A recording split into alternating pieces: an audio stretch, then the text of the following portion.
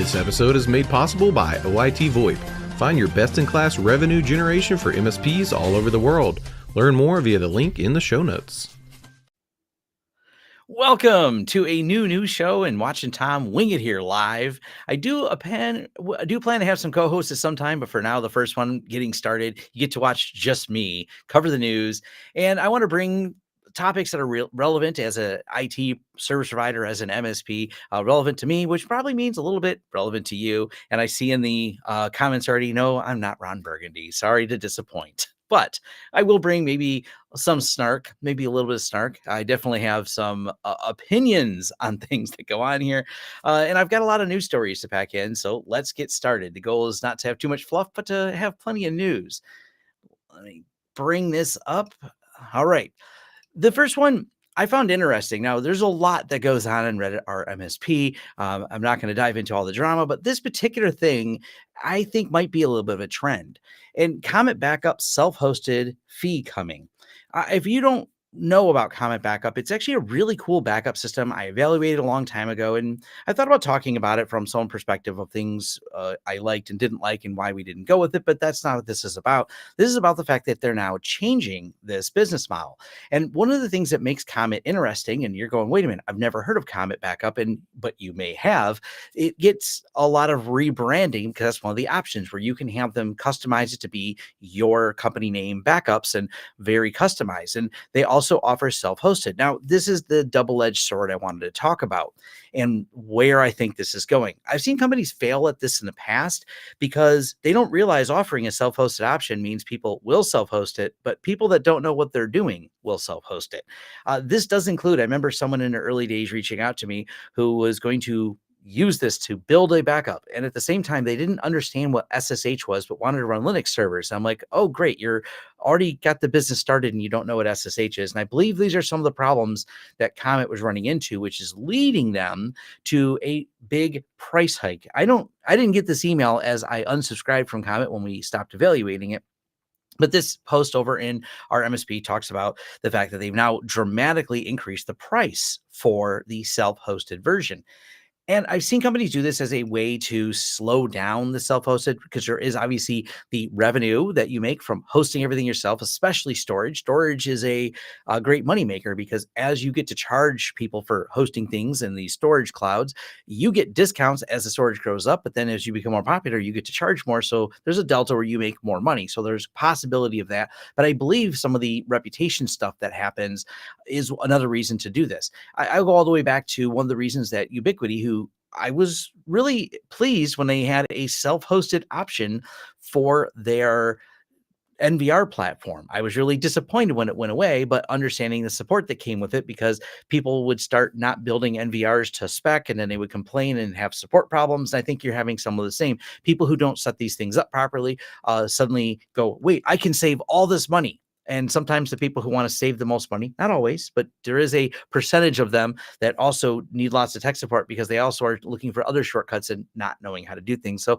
I just want to put that on people's radar. I could expect other self-hosted products, unfortunately, to go this way. And one of the big reasons I'm such an open source advocate and wear that tinfoil open source hat, as I've been told, is because with open source, well, we don't have to worry about these product lock-ins where, well, the self-hosted is licensed from them. Therefore, they only are renting it to you until the terms change. And I think the terms sounds like they're changing on there. Now let's jump over to what happens to all that money. And I think this is interesting. This is something you don't necessarily think about as much. We deal with ransomware from very head on from the event that happens. But once they get the money, and unfortunately, they pay the ransom very frequently. This is the nature of things. This is why these ransomware groups keep operating, is because people keep paying. But this is a fun deep dive into how Lazarus Group laundered $200 million. Now, I don't have 200 million, and you can speculate, oh, I would do all kinds of fun things. But what if you had 200 million and you can't just put it in a bank? You can't just buy things with it. You have to figure out how to convert it to currency where you can buy things. You have to create some untraceable steps in it. And boy, this is a good deep dive of walking through the last several years of money and all the events that they had and how they went through and moved that money through different sources to get it into something they could do something with.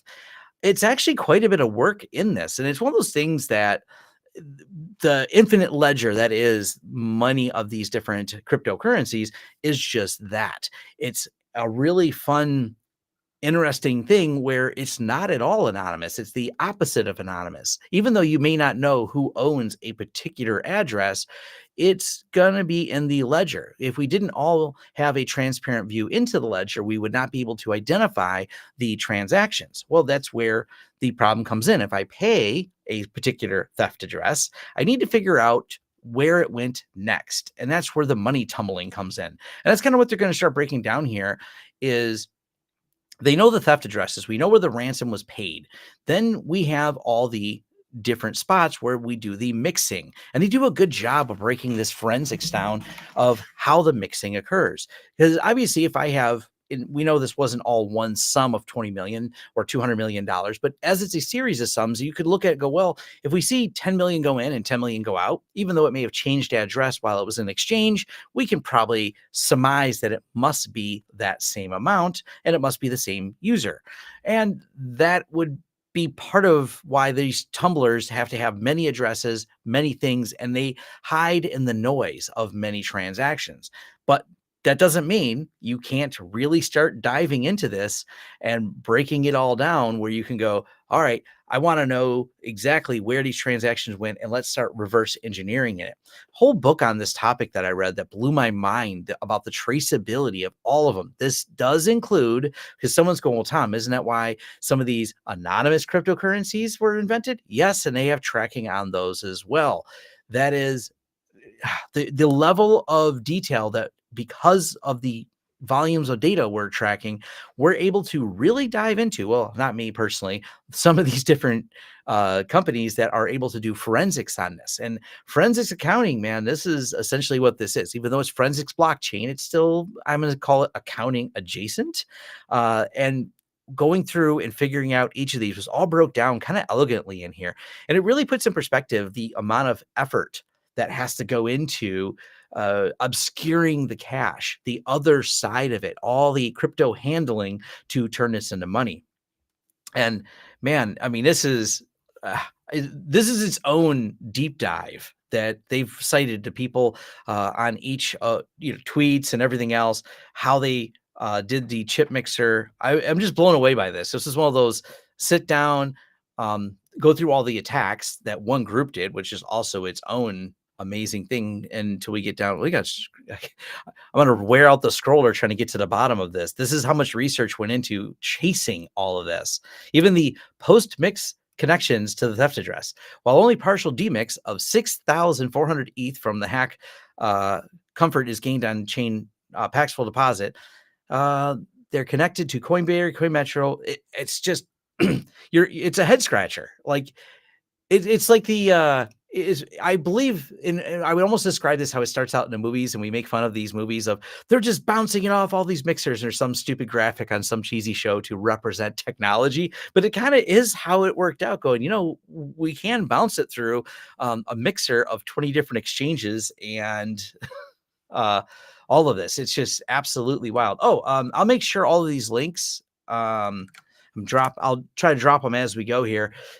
I'll make sure that they're all added. Well, MSP Dispatch people will make sure this is all added to the show notes and everything else, because I want you guys to be able. I can only cover this on the surface. This is a massive amount of data, and I always encourage everyone to just deep dive into all this to have a better understanding of it.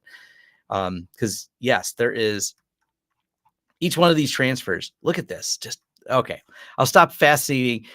You can completely disagree with crime, by the way, as I do. I'm not, but you can still be in awe of the criminals and the level of sophistication and be impressed by it. So it's kind of I'm not at all encouraging criminal behavior, but sometimes you're like, wow, that's they went through a lot. That's a lot of complexity on the back end. So as hard as ransomware is in some instances on the front end, the back end is definitely, yes, a lot there. Now jumping over to your privacy. Yes. For For several decades, major wireless carriers, AT&T, Verizon, T-Mobile collected troves of sensitive user location, movement data, and then sold access to any random nitwit with two nickels thrown together. That is a great opening line over here at Tech Dirt, and it really slams into the problem with the folks over there. They have been double dipping us. Verizon made an obscene amount of money in profits, but they're going to now have to pay a fine because not only are they making money on the service that we're paying them for, they're also spying on us. And this is infuriating to me. It is. I will go right here into this line. It should be clear the 192 million, the actual proposed by the FCC, is a tiny fraction of the money these companies made monetizing your every last moment for decades, which is what makes me even angrier. They knew what they were doing was wrong. They had no problem with it. This is where fines don't match the crime. They're like, well, let's make a business decision here. I could sell users' data. By selling the user's data, I will get fined a small percentage of what I will make. Do we break the law? Of course you break the law. You have a fiduciary responsibility to your shareholders to break the law is almost how this is encouraged. This is what drives me crazy is I hope to see some of these fines that I almost want to call them like extinction level events where it's so risky to do something egregious and abuse the fact that they have our data that these companies go, we could be put out of business if we're caught doing this. Like there's a voice of reason in there because there is no voice of reason when they're like, well, what's the fine? We have a guy over there who seemed really angry about people's privacy. Well, yeah, but it's going to be we're going to make way more of this. So the downside risk is basically we're going to have a news article and this guy, Tom's going to make fun of us. Along with a bunch of other podcasters and other people. There's going to be some hit pieces in a bunch of tech articles. And what's going to happen? We're going to do this again as soon as the smoke clears and we don't make too many people angry, and we'll just do this again because the fine wasn't really much. Because when you start looking at the amount of money they made off this, it only infuriates you a little more. And that's my most angry story I think I have right now, at least from a user privacy standpoint. That definitely drove me nuts. This I have not validated, but I want to talk about it. This was posted today. It came up in my feed and I started reading it. And also I like the little squiggly graphics. Let me show a link here because that's not why we're here for squiggly graphics. We're here for a really interesting write-up. Now, granted, this is somewhat marketing from a Lab 539. And as I said, I have not validated, but what they did was a summary of 6 months of tracking the Adversary in the Middle campaigns of previously known as Man in the Middle. We've kind of updated the way we label this. It's as to Adversary in the Middle. And this is honestly one of your huge threats is people putting credentials where they don't belong because people don't use password managers, people being our clients, not the audience of MSPs listening to us, but the orange dots represent an IP address and the blue dots represent a domain. We can see for the most part that infrastructure is not shared amongst the campaigns. Most domains are hosted on their own infrastructure, and infrastructure is mostly not repurposed. Now, this is a series of threat actors who are basically creating all these different squat domains. I like the visuals in here because what they're showing you is creating essentially really close but not the same domains and trying to get you to log in with a password on there. And we know this is pretty much how so many of the attacks occur. And what I love about this is all the statistics on there for who was targeted. And no one's going to be shocked to know Microsoft's right at the top of that list. You have a target of, we want people to log in with their Office accounts because everything's SSO. And that whole SSO is like, get that token, grab that token from there. And they're using proxies. So some of you are going, well, come on, doesn't 2FA stop this? Or different attestation systems like, FIDO ones where we're using the key. And that's why it comes all down to session tokens. By getting able to get these session tokens and proxying the connections. And I don't think this is listed in here, but I know one of the most popular tools out there is Evil Gen X. I've talked about it before. You can look up on there. And it is a way that you can absolutely, with a high level of sophistication and automation, create a proxy that, and the reason I'm not saying just a fake page where it grabs your password, I'm saying proxies because it actually does proxy the connection to the proper destination. So your login actually goes through, but they get an extra copy of your session token. That's how they're able to impersonate you. It's really just clever how this works. One of the big ways that hopefully all of you have already fixed this is to adjust how long those session tokens last for. This is something you can go and change in the Microsoft account so they don't last for as long, because if they don't last for as long, they have a much more limited time that by which they can expire. But yeah, and this is going back to people say, well, what about web filtering? What about my firewall has a threat list in there? Well, that's where they break this down as well. DigitalOcean was one of the most popular places used. Next was Amazon and Microsoft. OVH, if you're not familiar with OVH, they're kind of like not to the same scale and scope, but kind of like Amazon for a lot of European. It's a big hosting company over there in the European area. And this is where people go, well, I block this or I block that. But the problem is it's really hard to block. Many of these taken over, probably used with fake credit cards, DigitalOcean, Amazon, and Microsoft accounts. And one of the challenges you run into for this is there's not a lot of incentive for these companies to kick these people off because they're paying customers, even though they may have paid with a some other see back to money laundering scheme of they were able to do that level of sophistication to take the ransoms that were paid. They undoubtedly set up and maybe fake or maybe not fake credit cards to buy all these legit hosting providers and buy legit domain names and start doing all of the targeting. So yeah, this is just a fun read for the front end of the ransomware. And that's absolutely, a pretty big deal here for how this gets here. And it's where these problems, yeah, all start. And I've seen someone already make this in the comments here. I believe Google is implementing an extra security with the session tokens. Why? Yes, they are. Let's go ahead and go to that next article. These articles are not accidentally in order. So despite me doing it live, we did have this as my next one. New Chrome feature aims to stop hackers from using stolen cookies. I talked about this before, right after, it was almost a year ago now. Linus Tech Tips made himself rather famous. We learned that someone took their session tokens. We also accidentally learned through the video feed that Linus made that he doesn't like to wear clothes when he sleeps, and got his whole channel taken over. This is all done with these session tokens. And one of the things that I know is a big challenge to do because it breaks a lot of things. It's not that we don't have the technology to do this.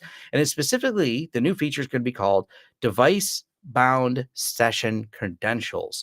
Now, the problem, and if you've ever really played with session tokens, and I did a demo right after Linus Tech Tips got his whole channel taken over, how easy it is to grab a session token and replay it in a browser. Matter of fact, there's plugins for this where you can almost immediately this is the evil Gen X we were just talking about as commonly used. When it grabs someone's session token and it's able to create one, there's a plugin to get the data right from there and replay it in your browser. You can connect these things. So from the time you clicked one of these fake sites and got in, and I have a copy of your tokens, I can then right away replay them essentially in my browser. So I'm logged in as you.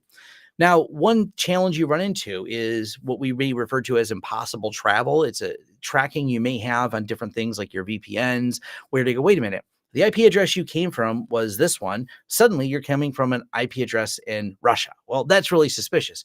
So they, once again, proxy again off of those DigitalOcean domains. They're going to do so. If they know I'm in the Midwest region, or more specifically, I'm in the Detroit area, they're going to proxy off of there. That session token then kind of bypasses those alerts. You're like, yeah, their IP address changed, but their IP address always changes when I go to a local place and use my computer. My IP address changes. When I go between my studio, my office, and my other office, and I have an office in Detroit, an office in Toledo, I don't have to relog in each time because Google goes, hey, look, you're the same person and your IP address changes. But if someone does this and we have it device bound, we'll start expiring those tokens. And I'm looking forward to this. The new feature, as I said, is going to make it impossible for attackers to steal cookies by cryptographically binding authentication tokens to your device. After enabling this authentication process, linked to a specific public-private key pair generated using a device trusted platform module that can't be exfiltrated and securely stored on your device. So even attackers steal your cookies, they won't be able to access your accounts. That's huge. And this is kind of how I figured they would be doing it is with the TPM. So now we have another, use case where the TPM, which is becoming kind of standard on a lot of your business laptops and business desktops. So yeah, it's going to be another good reason to use it. Definitely excited about that. Now, who's less excited to talk about things is Congress. Now, once again, they get to hear how Citrix MFA snafu led to a massive data theft. And that was the United Healthcare CEO. There's a lot to unpack here with this particular story. Because now that we know how it happened, yeah, no one's thrilled about this. Like, really? So first they paid the ransom. They contributed to the first story of now that money has to go through a bunch of shuffling. And by the way, that story of them paying it and then the no honor among thieves of the ransomware people not sharing the affiliate links and not sharing the payout, that's another story into itself. Hopefully you've read that one already. It's not enough time to cover all the shenanigans of the paying of it, but let's talk about what happened because that's where things get interesting. So not only did he pay the money, they also a no 2FA. Does that sound familiar at all? And this is so crazy right now. So 3 U.S. senators Monday sent a letter to the U.S. government cybersecurity and infrastructure agency asking FinFET to provide body details of how it's helping change healthcare recover from the February IT breach, as well as a larger risk from ransomware. Criminals spent 9 days snooping around. This is the part I also wanted to highlight. They didn't know they were there. And the not knowing they were there part drives me bananas because, like, come on, no canaries, no, there's some really low hanging fruit here you could do that would have, probably tipped you off of this. Surely they have a sim tool. Surely they have this. I would love a full on differ report that just breaks all of this down. I want to know everything that went wrong because it's kind of a lesson learned. The other side, my hopeful, optimistic side that won't really happen is these level of events. There was a lot of controversy with United Health and their acquisition to get where they are. They basically bought up everybody, and buying up everybody was something the FTC said, that's probably not a great idea to put it all in one hands. And of course, they claimed that you would have this whole, one great low price that we could provide IT services for on the back end to all these providers. What could possibly go wrong putting all our eggs in one basket? I mean, they surely have, because they're publicly traded, all these, compliance things and audits and SOC 2. I'm sure they have all that and it's perfectly fine. And I'm sure they didn't, have any carve outs on those. And they certainly have insurance that said we have multi-factor, but the portal didn't have multi-factor authentication. So yeah, despite being able to pass some security compliances, they clearly didn't have it. And I don't like finding out here. Now, the hopefulness of me, because I know what a disaster. I have many friends that work in healthcare, and I know what a disaster this was from every step of the way, is we really need extinction level laws. What I mean by that is you don't get to be IT company anymore. You have now been, I don't like to use the word much, eminent domain, but whatever that looks like where you just say, no, you cannot behave. So you cannot be a company anymore. Sorry, you had your chance. You made your money. I'm sure there's a golden parachute, which I think we should not have for these people. This is an event where no, you don't get to play in IT anymore. You've now proven yourself incompetent. And I don't know if jail time is necessary, but certainly taking these companies apart so that they really think about risk. Because the fact that they're still in business years later, Equifax, doesn't really bode well for these companies wanting to do it, because if they can still exist after events where their ineptitude. Now, of course, that is a big thing that has to be gone through a proper court system to say, was it a 0 day that they had no control over? Because that's completely excusable. If you get attacked and you had no control over it, so to speak, because it was a 0 day, it was a flaw in software, it was a flaw found. Okay. But that's different when you say, well, we forgot to turn the 2FA in a portal. Whoops, only cost people possibly lives at stake here because it's medical. So I'll quit ranting on it and leave that for people to consider. Now, speaking of 0 days, this is one of them where, hey, companies that are on this topic right here of the 0 days, there's a really good write-up. Cisco Talos group they have no problem being transparent about themselves. This is the new attack that was only recently found. They found out that it's been going on since July of 2023. They discovered it here much more recently. They've got a couple fixes, but the part I really wanted to highlight here, and go ahead and read more on this, is the initial access. this is the Cisco Talos people writing this. We have not determined the initial access vector. That is scary. Cisco is not a small company. This is sitting at the edge of many, many large companies, which is why it was targeted. But we have not determined initial access vector. They have patches that stop the lateral movement from inside, but yeah, they don't know the initial access vector. That still scares me. This is one of those times when I'm not blaming anyone, so to speak, because writing good software is hard. But if you are a company affected by this at Cisco, I think Cisco is the one that needs to be in a hot seat. But the Talos group, I do have confidence that they will keep digging. They're a really group of smart people at taking things apart and figuring that out. Kind of going back a few years, because I actually covered this breach. If you'll look and find a video on it, this is the Marriot breach. And turns out they don't know the difference between SHA-1 and encryption. And I'm glad that our courts are catching up with the technical things going, we kind of caught you here. And you did not encrypt things on the back end. Hashing is not encryption. We've learned that lesson. And some people are in some trouble and are going to have to kind of pay some fines for that, which I think is definitely a good thing. And I think the last story I have here is this one, which started some controversy. I don't know why people, I started a lot of controversy on LinkedIn over this. This is Microsoft. They are so desperate for you to use your web browser. They have a driver that blocks you from changing the default web browser.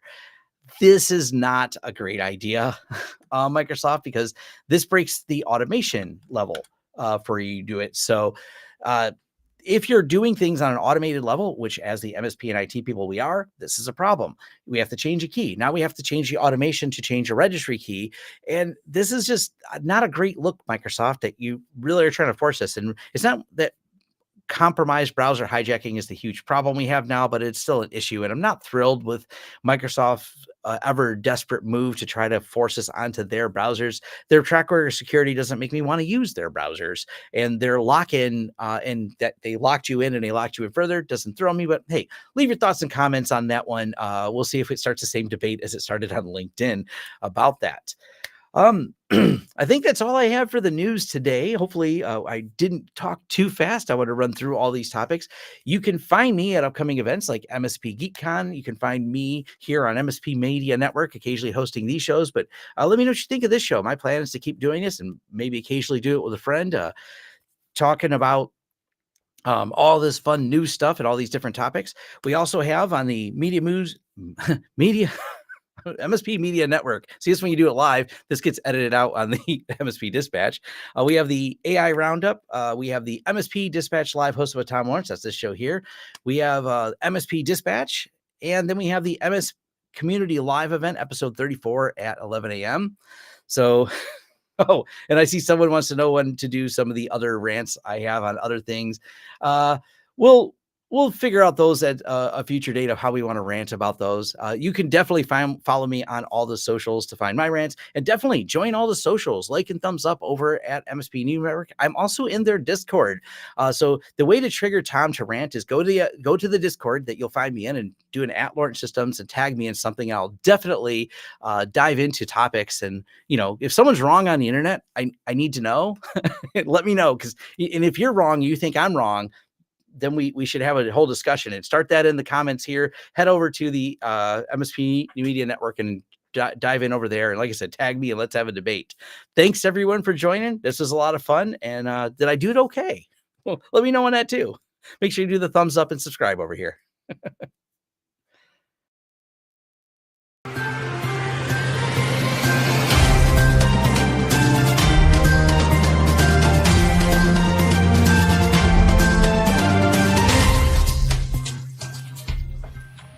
This has been a broadcast of the MSP Media Network.